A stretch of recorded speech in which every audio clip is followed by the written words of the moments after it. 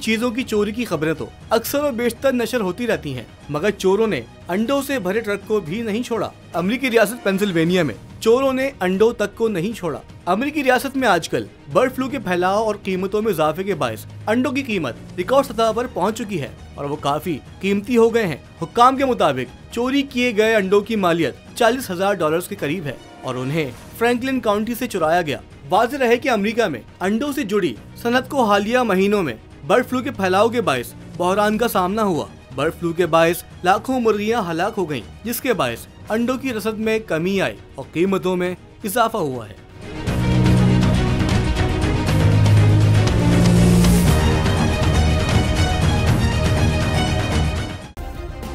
Subscribe करें और bell दबाएं ताकि कोई खबर रह न जाए।